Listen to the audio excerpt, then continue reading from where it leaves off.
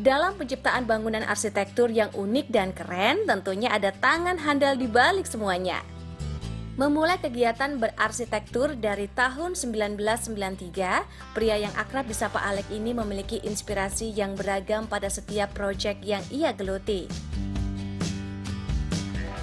Seiring berkembangnya dunia arsitektur, Alex terus mengamati sehingga apa yang ia adopsi selalu disesuaikan dengan iklim tropis di Indonesia yang ia gunakan dan lalu ia gabungkan. Pertama kita memang bicara fungsinya, di mana ada sekian calon penghuni dari rumah ini. Waktu itu mereka masih pasangan muda. Bahkan ketika rumah ini selesai dibangun ada anak yang baru lahir juga. Ada ibu mertua yang juga ikut tinggal di sini, sehingga kami memikirkan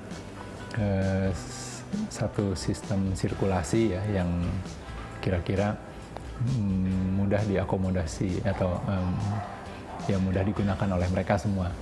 Lalu tentu memanfaatkan bentuk lahan yang berkontur, sehingga desainnya harus pas untuk itu semua.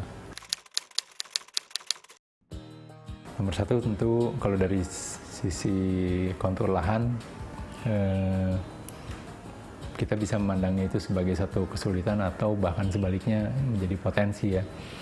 Karena lahan berkontur itu membuat desainnya menjadi tidak biasa. Lalu ada potensi untuk melihat pemandangan yang sangat menarik di bagian belakang dari bangunan ini. Itu pun menjadi alasan untuk kita menyusun beberapa katakanlah masa bangunan bagian dari rumah ini. Yang menjadi dilematis adalah sisi di mana penghuni bisa melihat pemandangan yang bagus itu justru adalah sisi barat, sehingga ya sinar matahari sorenya harus kita siasati untuk tetap nyaman dihuni.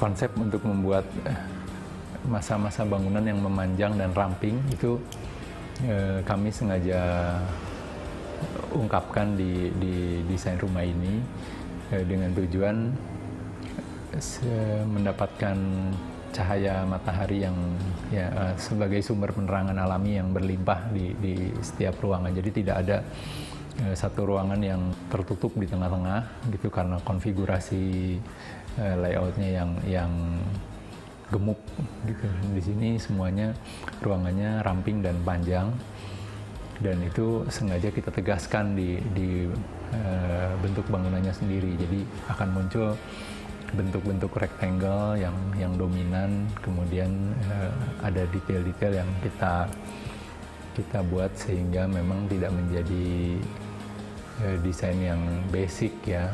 Ada dinding yang sengaja dicondongkan.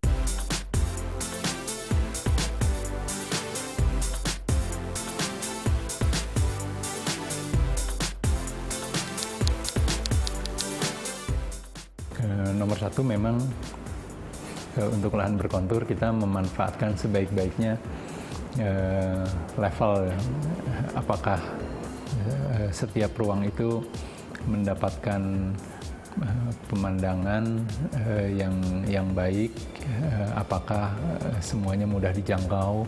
Lalu kalau untuk pemandangan yang harus dipertimbangkan adalah sisi tadi ya, matahari pagi sore, sehingga seberapa banyak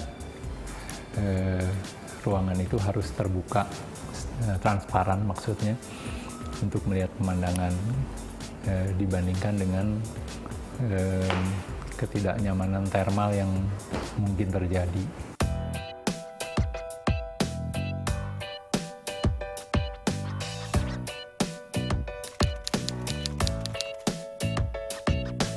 Sebetulnya rumah ini hampir mendekati, tapi kan semua nggak ada yang perfect.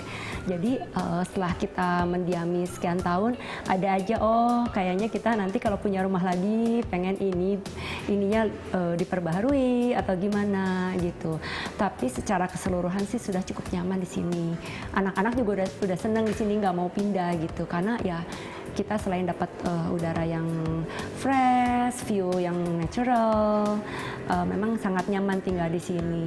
Rumah impian saya ke depan juga sepertinya saya akan buat lebih custom lagi. Mungkin ada sedikit swimming pool gitu untuk anak-anak, air terjun lah gitu yang lebih ada waternya gitu. Kalau sekarang memang space-nya udah tidak memungkinkan untuk itu. Bagus banget ya pemandangannya. Nah, jadi mungkin buat sahabat rumah impian yang saat ini pas lagi pengen ngebangun rumah dan kebetulan dapat lahan dengan pemandangan yang bagus, kayaknya pemilihan material kaca bisa jadi salah satu pilihan ya, biar nih pemandangannya bisa tereksplorasi dengan maksimal.